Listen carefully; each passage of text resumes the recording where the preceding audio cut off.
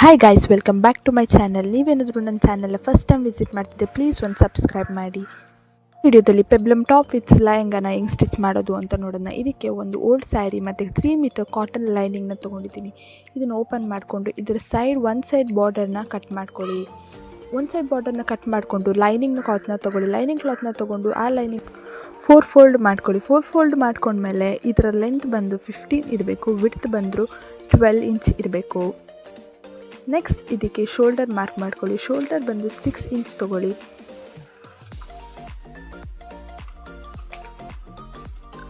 Armhole 6 ತೊಗೊಳ್ಳಿ. ಕ್ಲೀನಾಗಿ armhole ಶೇಪ್ನ mark ಮಾಡ್ಕೊಳ್ಳಿ.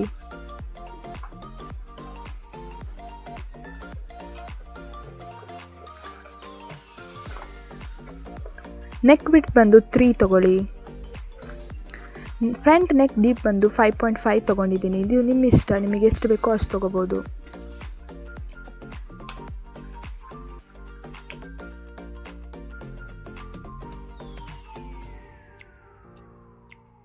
ಚೆಸ್ಟ್ 9.5 ಮಾರ್ಕ್ ಮಾಡ್ಕೊಳ್ಳಿ. ವೇಸ್ಟ್ 9 ಮಾರ್ಕ್ ಮಾಡ್ಕೊಳ್ಳಿ.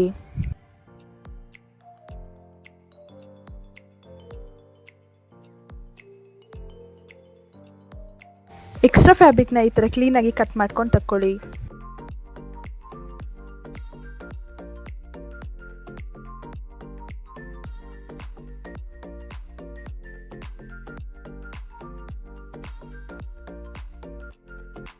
ಫ್ರಂಟ್ ಆ್ಯಂಡ್ ಬ್ಯಾಕ್ ಪಾರ್ಟ್ನ ಎರಡನ್ನೂ ಸಪ್ರೇಟ್ ಮಾಡ್ಕೊಳ್ಳಿ. ಫ್ರಂಟ್ ಸೈಡ್ ನೆಕ್ ಡೀಪ್ನ ನಾವು ಮಾರ್ಕ್ ಮಾಡಿರೋ ಥರನೇ ಕಟ್ ಮಾಡ್ಕೊಳ್ಳಿ.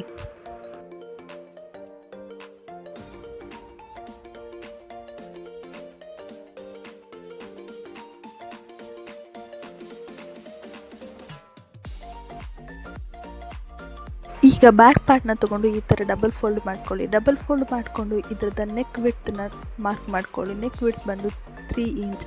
3 ಇಂಚ್ ಈ ಥರ ಮಾರ್ಕ್ ಮಾಡ್ಕೊಳ್ಳಿ. ಈಗ ಬ್ಯಾಕ್ ಸೈಡ್ ನೆಕ್ ಡೀಪ್ ಬಂದು ನಾನು 3 ಇಂಚ್ ತೊಗೊಂಡಿದ್ದೀನಿ. ನೀವು ಬೇಕಾದರೆ ನಿಮಗೆ ಎಷ್ಟು ಕಂಫರ್ಟಬಲ್ ಆಗುತ್ತೋ ಅಷ್ಟುಗೆ ಮಾರ್ಕ್ ಮಾಡ್ಕೋಬೋದು. ನೀವು ಇನ್ನೂ ಜಾಸ್ತಿ ಡೀಪ್ ಕೂಡ ಇಟ್ಕೋಬೋದು.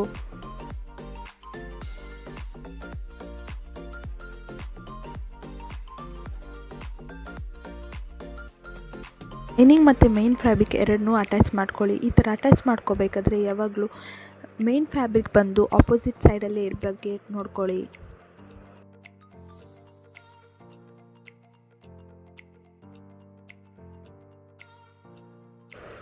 ಈಗ ನಾನು ತೋರಿಸಿರೋ ಥರನೇ ಈ ಥರ ಸ್ಟಿಚ್ ಮಾಡ್ಕೊಳ್ಳಿ. ಬ್ಯಾಕ್ ಪಾರ್ಟ್ ಕೂಡ ಅದೇ ಥರ ಆಪೋಸಿಟ್ ಸೈಡಲ್ಲಿ ಮೇನ್ ಫ್ಯಾಬ್ರಿಕ್ ಇಟ್ಕೊಂಡು ಮತ್ತು ಲೈನಿಂಗ್ ಅದ್ರ ಮೇಲಿಟ್ಟು ಸೇಮ್ ಅದೇ ಪ್ರೊಸೆಸ್ ಕಂಟಿನ್ಯೂ ಮಾಡಿ.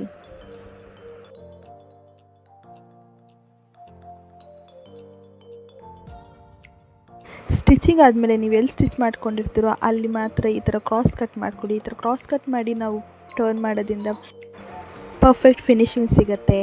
ಈ ಥರ ನಾವು ತೋರಿಸಿರೋ ಥರನೇ ಕ್ಲೀನಾಗಿ ಕಟ್ ಮಾಡ್ಕೊಳ್ಳಿ. ಕಟ್ ಮಾಡ್ಕೊಳ್ಬೇಕಾದ್ರೆ ನಾವು ಸ್ವಲ್ಪ ಜಾಗ್ರತೆಯಿಂದ ಕಟ್ ಮಾಡ್ಕೋಬೇಕಾಗತ್ತೆ. ಯಾಕಂದರೆ ಮೇನ್ ಫ್ಯಾಬ್ರಿಕ್ ಸ್ವಲ್ಪ ಸ್ಟಿಚ್ಗಿಂತ ಒಳಗೋದ್ರೆ ಕ್ಲಾತ್ ಕಟ್ಟಾಗೋ ಚಾನ್ಸಸ್ ಇರುತ್ತೆ. ಈ ಥರ ಟರ್ನ್ ಮಾಡ್ಕೊಳ್ಳಿ. ಕ್ರಾಸ್ ಕಟ್ ಮಾಡಿದ್ಮೇಲೆ ಟರ್ನ್ ಮಾಡ್ಕೊಂಡ್ಮೇಲೆ ನಾವು ಎಲ್ಲಿ ಸ್ಟಿಚ್ ಹಾಕ್ಕೊಂಡಿದ್ವೋ ಅಲ್ಲೇ ಇನ್ನೊಂದು ಸ್ಟಿಚ್ ಮೇಲ್ಗಡೆ ಹಾಕ್ಕೊಳ್ಳಿ. ಈ ಥರ ಸ್ಟಿಚ್ ಹಾಕೊಳ್ಳೋದ್ರಿಂದ ನಿಮಗೆ ಪರ್ಫೆಕ್ಟ್ ಫಿನಿಶಿಂಗ್ ಸಿಗುತ್ತೆ.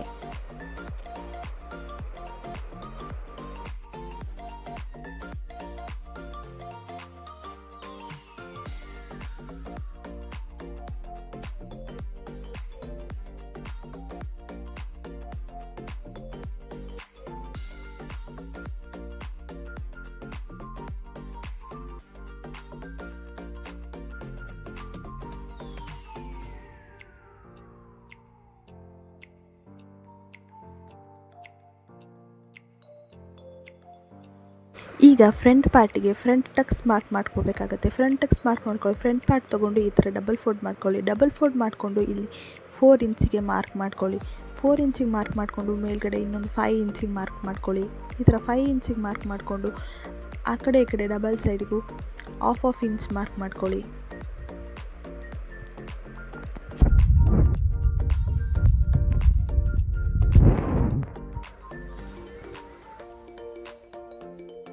ಮಾರ್ಕ್ ಮಾಡ್ಕೊಳ್ಳೋದ್ರಿಂದ ನಮಗೆ ಲುಕ್ ವೈಸ್ ತುಂಬ ಚೆನ್ನಾಗಿರುತ್ತೆ.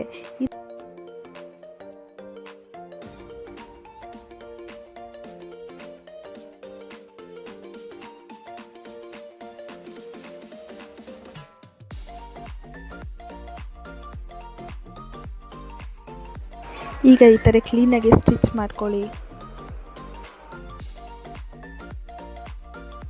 ಸ್ಟಿಚ್ ಮಾಡ್ಕೊಂಡ್ಮೇಲೆ ಈ ಥರ ಶೋಲ್ಡರ್ಸ್ನ ಅಟ್ಯಾಚ್ ಮಾಡ್ಕೊಳ್ಳಿ.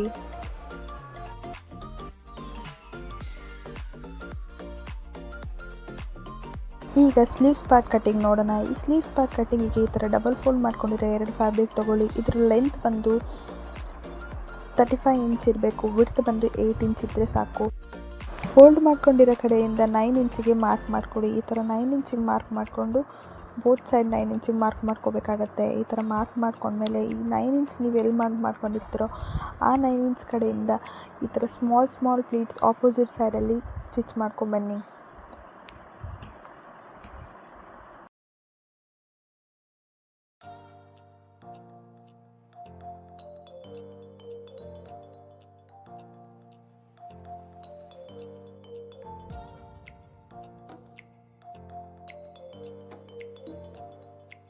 ಮೇಲ್ಗಡೆ ಸ್ಟಿಚ್ ಮಾಡಿದ್ಮೇಲೆ ಈ ಕಡೆ ಕೆಳಗಡೆಯೂ ಈ ಥರ ಸ್ಮಾಲ್ ಪ್ಲೀಟ್ಸ್ನ ಸ್ಟಿಚ್ ಮಾಡ್ಕೊಂಬನ್ನಿ.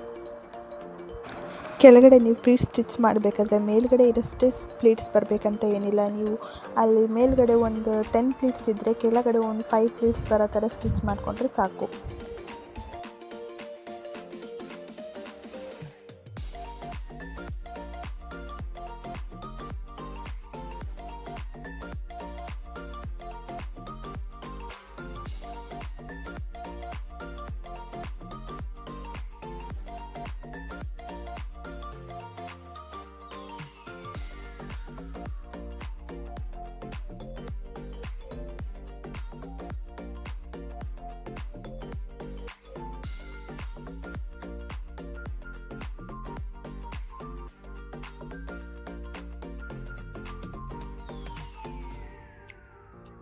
ಈಗ ಸ್ಲೀವ್ಸ್ನ ಎಕ್ಸ್ಟ್ರಾ ಪಾರ್ಟ್ಸ್ನ ಕಟ್ ಮಾಡ್ಕೊಳ್ಳೋಣ. ಎಕ್ಸ್ಟ್ರಾ ಪಾರ್ಟ್ಸ್ನ ಕಟ್ ಮಾಡ್ಕೊಳ್ಳೋಕ್ಕೆ ಇಲ್ಲಿ ನಾನು 9 ಇಂಚಿಗೆ ಮಾರ್ಕ್ ಮಾಡ್ಕೊಂಡಿದ್ದೀನಿ. ಈ ಥರ 9 ಇಂಚಿಗೆ ಮಾರ್ಕ್ ಮಾಡಿಕೊಂಡು ಕ್ಲೀನಾಗಿ ಸ್ಲೀವ್ ಶೇಪ್ ತಗೊಳ್ಳಿ.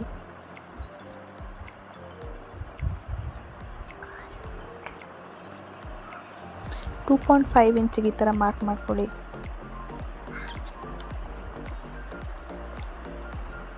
ಈ ಕಡೆ ಸೈಡ್ ಎಕ್ಸ್ಟ್ರಾ ಕ್ಲಾತ್ನ ಕಟ್ ಮಾಡ್ಕೊಳ್ಳೋಕ್ಕೆ 8 ಇಂಚಿಗೆ ಮಾರ್ಕ್ ಮಾಡ್ಕೊಂಡಿದ್ದೀನಿ. ಈ ಥರ ಶೇಪ್ ನೀಟಾಗಿ ಮಾಡಿಕೊಂಡು ಕಟ್ ಮಾಡಿಕೊಂಡ್ರೆ ಸ್ಲೀವ್ಸ್ ಪಾರ್ಟ್ ರೆಡಿ ಆಗುತ್ತೆ.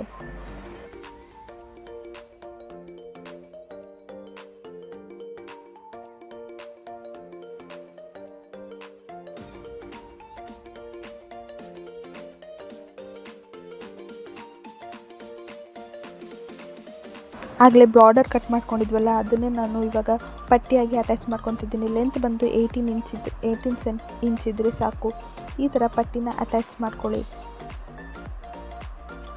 ಆಪೋಸಿಟ್ ಸೈಡಲ್ಲಿಟ್ಟು ಒಂದು ಸ್ಟಿಚ್ ಹಾಕೊಂಡ್ರೆ ಸಾಕು, ಪಟ್ಟಿ ರೆಡಿ ಆಗುತ್ತೆ. ಈ ಥರ ಪಟ್ಟಿ ಅಟ್ಯಾಚ್ ಮಾಡ್ಕೊಳ್ಳೋದ್ರಿಂದ ಲುಕ್ ವೈಸ್ ಕೂಡ ತುಂಬ ಚೆನ್ನಾಗಿರುತ್ತೆ. ಆಮೇಲೆ ನೆಕ್ಸ್ಟು ಈ ಥರ ಸ್ಲೀವ್ಸ್ನ ಅಟ್ಯಾಚ್ ಮಾಡ್ಕೊಳ್ಳಿ.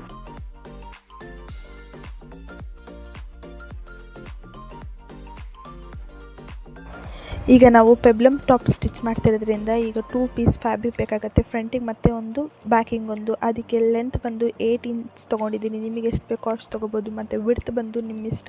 ನಿಮಗೆ ಜಾಸ್ತಿ ಪ್ಲೀಟ್ಸ್ ಬೇಕಂದರೆ ನೀವು ಜಾಸ್ತಿ ತೊಗೋಬೋದು. ನಾನು 42 ಇಂಚ್ ತೊಗೊಂಡಿದ್ದೀನಿ. 2 piece same length same width ಇರಬೇಕಾಗತ್ತೆ.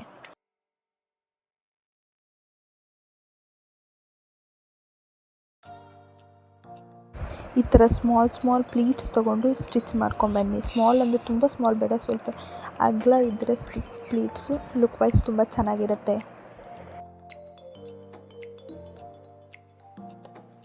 ಈಗ ಈ ಥರ ನಾವು ಪ್ಲೀಟ್ಸ್ ತೊಗೊಂಡಿದ್ವಲ್ಲ ಅದನ್ನು ಸ್ಟಿಚ್ ಮಾಡ್ಕೊಂಬಿಡಿ ಟಾಪ್ ಪಾರ್ಟಿಗೆ.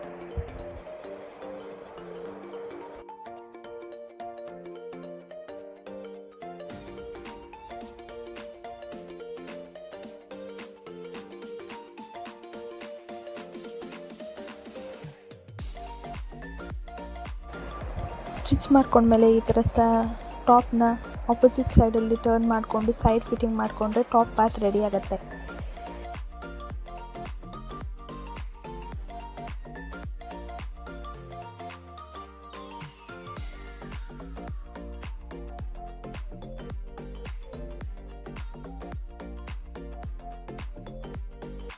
ಟಾಪ್ ಪಾರ್ಟ್ ರೆಡಿ ಆದಮೇಲೆ ಈಗ ಮಿಕ್ಕಿರೋ ಸ್ಯಾರಿ ಪೀಸ್ನ ತೊಗೊಳ್ಳಿ. ಸ್ಯಾರಿನ ತೊಗೊಂಡು ಸ್ಕರ್ಟ್ ಪಾರ್ಟಿಗೆ ಸ್ಟಿಚ್ ಮಾಡ್ಕೊಳ್ಳೋದು. ಸ್ಕರ್ಟ್ ಪಾರ್ಟಿಗೆ ಈ ಥರ ಫಸ್ಟ್ ಒಂದು ಸೈಡಿಂದ ಸ್ಟಾರ್ಟ್ ಮಾಡ್ಕೊಬನ್ನಿ.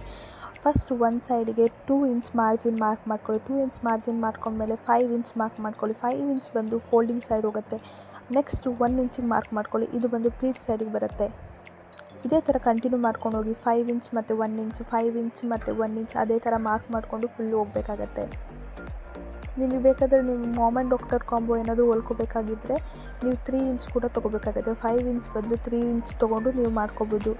ಇಲ್ಲ ನೀವು ಫುಲ್ಲು ಒಂದೇ ಸ್ಯಾರಿ ಯೂಸ್ ಮಾಡ್ತೀರಾ ಅಂದರೆ ಈ ಥರ 5 ಇಂಚ್ ತೊಗೊಳ್ಳೋದ್ರಿಂದ ನಿಮ್ಮ ಪ್ಲೀಟ್ಸ್ ಬಂದು ತುಂಬ ಲುಕ್ ವೈಸ್ ತುಂಬ ಚೆನ್ನಾಗಿ ಕಾಣುತ್ತೆ.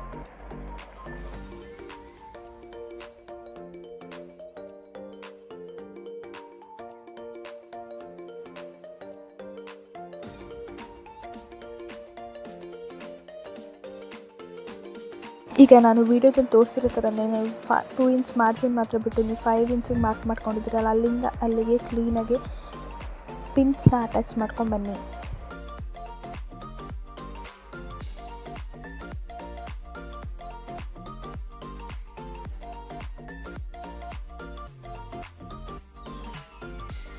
ಫುಲ್ ಇದೇ ಥರ ಪಿನ್ ಅಟ್ಯಾಚ್ ಮಾಡಿಕೊಂಡು ಒಂದು ಸ್ಟಿಚ್ ಮಾಡ್ಕೊಳ್ಳಿ.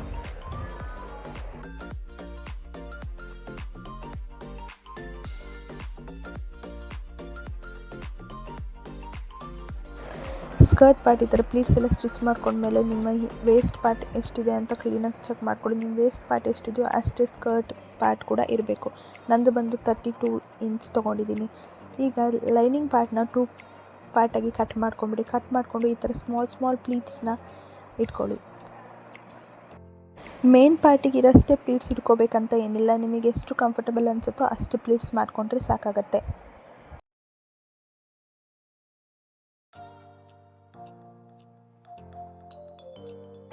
ಈಗ ಬೆಲ್ಟ್ ಪಾರ್ಟಿಗೆ ನೋಡ್ಕೊಳ್ಳೋಣ. ಲೆಂತ್ ಬಂದು 5 ಇಂಚ್ ಇದ್ದರೆ ಸಾಕಾಗುತ್ತೆ. ವಿಡ್ತು ನಿಮ್ಮ ಹಿಪ್ ಸೈಜ್ ಎಷ್ಟಿದೆಯೋ ಅಷ್ಟು ಇಟ್ಕೊಳ್ಳಿ. ನಂದು ಬಂದು 32, ಅದಕ್ಕೆ ನಾನು ಮಾರ್ಜಿನ್ ಎಲ್ಲ ಸೇರಿಸ್ಕೊಂಡು 33 ತೊಗೊಂಡಿದ್ದೀನಿ. ಈ ಕಡೆ ಡಬಲ್ ಫೋಲ್ಡ್ ಮಾಡಿಕೊಂಡು ಈ ಥರ ಸ್ಟಿಚ್ ಮಾಡ್ಕೊಳ್ಳಿ. 2 ಸೈಡಲ್ಲಿ ಈ ಥರ ಡಬಲ್ ಫೋಲ್ಡ್ ಮಾಡಿ ಸ್ಟಿಚ್ ಮಾಡ್ಕೊಳ್ಳಿ. ಸ್ಟಿಚ್ ಮಾಡಿಕೊಂಡು ಈ ಥರ ಫೋಲ್ಡ್ ಮಾಡಿ ಒಂದು ಸ್ಟಿಚ್ ಮಾಡ್ಕೊಳ್ಳಿ.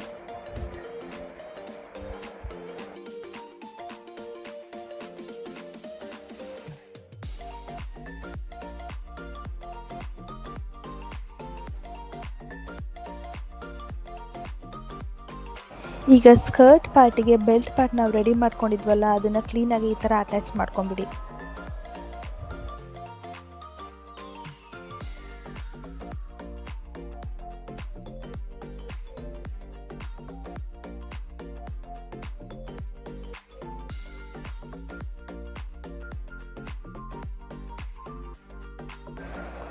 ಬೆಲ್ಟೆಲ್ಲ ಅಟ್ಯಾಚ್ ಮಾಡ್ಕೊಂಡ್ಮೇಲೆ ಈ ಕಡೆ ಸ್ಕರ್ಟ್ ಸೈಡ್ ಪಾರ್ಟ್ನ ಸ್ಟಿಚ್ ಮಾಡ್ಕೊಂಬಿಡಿ.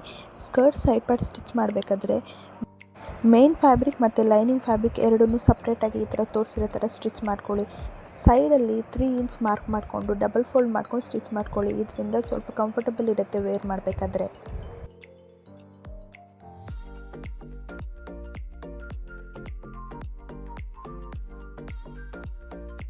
ಈ ವಿಡಿಯೋ ಡೆಫಿನೆಟ್ಲಿ ನಿಮಗೆ ಯೂಸ್ಫುಲ್ ಆಗಿರುತ್ತೆ ಅಂತ ಅನ್ಕೊತೀನಿ. ನಿಮಗೇನಾದರೂ ಈ ವಿಡಿಯೋ ಇಷ್ಟ ಆಗಿದೆ ಪ್ಲೀಸ್ ಒಂದು ಲೈಕ್, ಶೇರ್, ಸಬ್ಸ್ಕ್ರೈಬ್ ಮಾಡ್ಕೊಳ್ಳಿ. Thank you for watching.